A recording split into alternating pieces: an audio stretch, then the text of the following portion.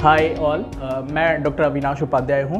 मैं big Apollo Spectra hospital में as a consultant oncologist attached हूँ। सो लिटिल बिट मैं अपने बारे में बता दूँ तो मैंने अपनी MBBS पटना मेडिकल कॉलेज से किया, उसके बाद MD मेडिसिन मैंने जिपमर से, और मैंने DM की डिग्री जो है प्रेस्टीजियस एम्स न्यू दिल्ली से कंप्लीट करी है।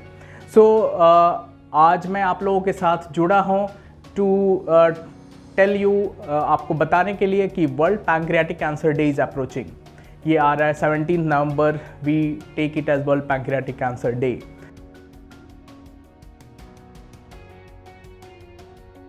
अब है कि diagnosis is done generally by doing. Pancreatic cancer का डायग्नोसिस जो है मेनली CT स्कैन के द्वारा होता है और कुछ ब्लड टेस्ट होता है जिससे हमको पता चलता है कि आपको पैंक्रियाटिक कैंसर हो सकता है। अब रही ट्रीटमेंट की बात, तो ट्रीटमेंट में सर्जरी इज़ द कॉर्नरस्टोन। आप सर्जरी ट्रीटमेंट है पैंक्रियाटिक कैंसर का। बेसिकली इसमें जो सर्जरी की जाती है उसे विपल सर्जरी कहते हैं। अपार्ट फ्रॉम सर्जरी जो चीज़ें रोल प्ले करती हैं उसमें कीमोथेरेपी है और रेडिएशन है।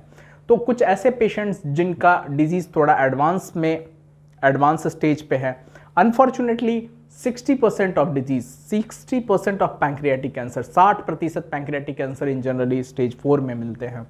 सो वैसे पेशेंट्स में केवल कीमोथेरेपी के ऑप्शन है, और ऐसे पेशेंट्स में जिनमें स्टेज 3 है, पैंक्रियाटिक कैंसर को सर्जन डिसेक्ट नहीं कर सकते हैं, ऐसे पेशेंट्स में हम कीमोथेरेपी देके और उनका फिर सर्जरी करने का कोशिश करते हैं।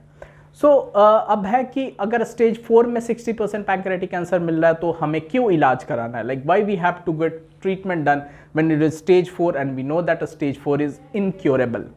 तो स्टेज 4 में ट्रीटमेंट का मेन मकसद है डिजीज को कंट्रोल करना, आपके सिम्टम्स को कम करना। पैंक्रियाटिक जो आपको पेन हो रहा है, पेन कम कर सकते हैं, जॉन्डिस कम हो सकता है, आपकी लाइफ की जो सर्वाइवल है वो बढ़ सकती है।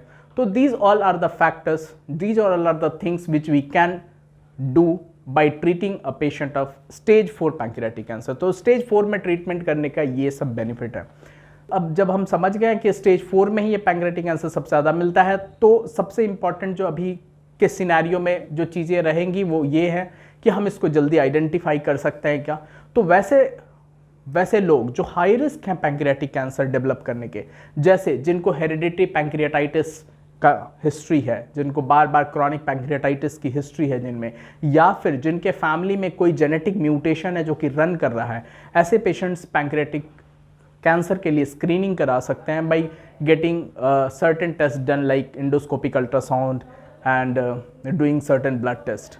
सो सबसे इम्पॉर्टेंट जो टू कंक्लूड दिस टॉक, जो सबसे इम्पॉर्टेंट चीज़ है जो मैं आपके सामने रखना चाह रहा हूँ वो ये है कि रिस्क फैक्टर्स आर मॉडिफाइबल। जिस रिस्क फैक्टर्स के कारण पैंक्रियाटिक कैंसर होता है उसको चेंज कर सकते हैं by changing your lifestyle, by increasing your physical activity, by quitting smoking छोड़कर। डायबिटीज़ है तो डायबिटीज़ को कंट्रोल में रख के। सो ऐसी चीज़ें अगर हम कंट्रोल में लाएं, कंट्रोल में रख सकें, तो हम पैंक्रियाटिक कैंसर होने के रिस्क को कम कर सकते हैं। And prevention is actually better in a case of pancreatic cancer because it is a difficult disease to treat. Rest, agar unfortunately if some patient is having this pancreatic cancer, they can meet oncologist. Oncologist can make their life better and they can increase the survival. Thank you so much.